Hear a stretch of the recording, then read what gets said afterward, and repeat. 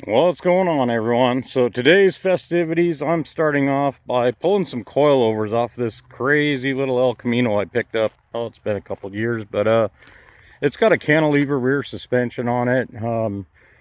There's a lot of work in this thing. It's kind of cool, but I don't think I'm going to do anything with it. So I'm pillaging some parts off of it. So this thing I picked up, it had tubular control arms, disc brakes, a bunch of stuff on it. And this was supposedly a autocross, some kind of a build. It's had a bunch done to it though. Smooth firewall, all the floor and it's all flat. They cut it all out, but it's been shortened, flared, cantilever rear, independent suspension, and it was mid-engine. So I have no idea what the deal was with this car, but it came with a title, and I mean, it's kind of cool, but it's just something I'm not really thinking I'm going to get around to. So I don't know, but I'm stealing these coilovers because I think I'm going to put those on the back of the lemans. So I don't know, I'll use them for something, but anyway, I'm going to start my day with that. And there you have it. So these are just some Bilstein coilovers. I don't know, they probably 6-inch travel or so. But and then there's a set of spacers. It looks like 5 on 4.5 to 5 on 4 3/4. So that was a little good deal. And it had some old Kraggers on it, so I stole those too. But hopefully I can put these on the back of this eventually. And I don't know, we're gonna try and spice her up a little bit. So, and then that car had tubular A-arms.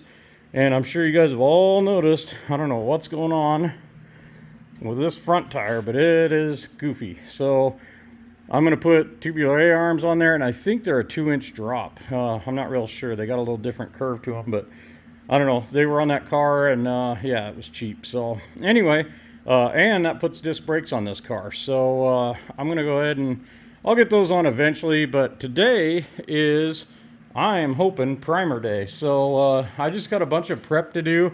I'm going to kind of clean up the chrome and everything on this because I don't want to do that after it's painted or anything. So I got to prep that. I got a little bit more Bondo to sand. And just kind of go around and check out all the final details on it. And this is something you think you're going to come out here and in an hour or two be primed and done, but I don't know.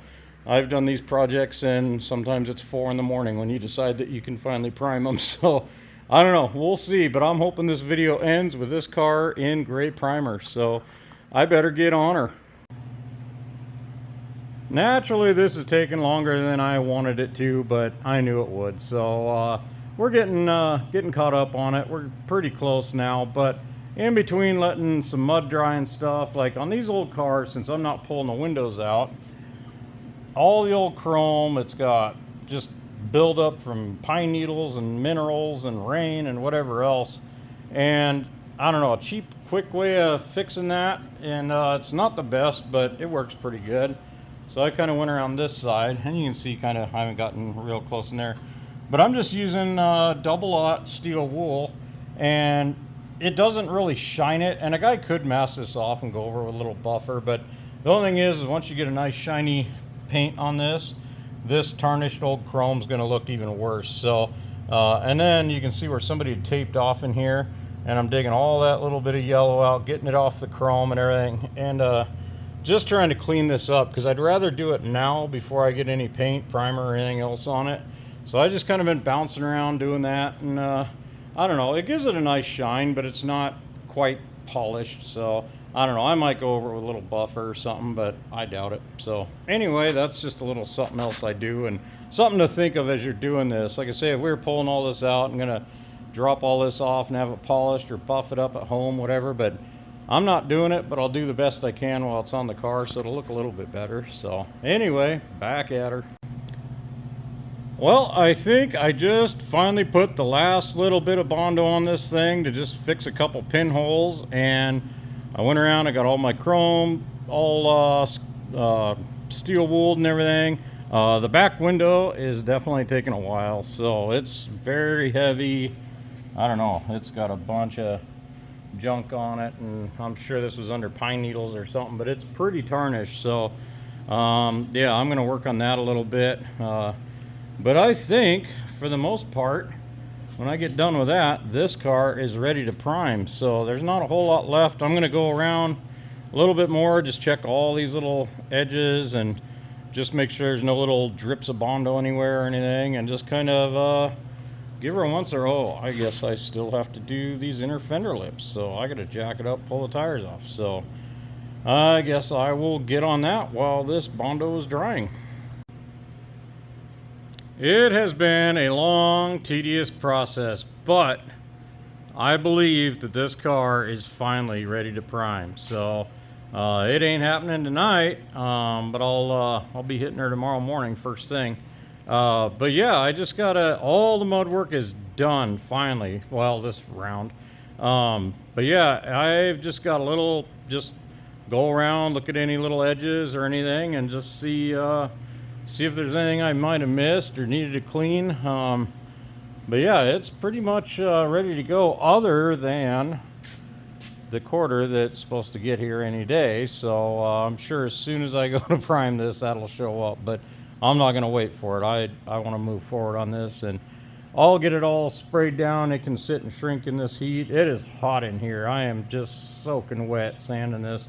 Best time ever to be doing dusty Bondo. But yeah, I got all the insides all cleaned out. I actually, in between coats, cleaned out the trunk and everything. So we're real close. It should be blow it off, wipe it down, check a few other last little things, and start masking this thing up. So this thing will be gray. So yeah, we'll get her done in the morning. But I am going in for tonight.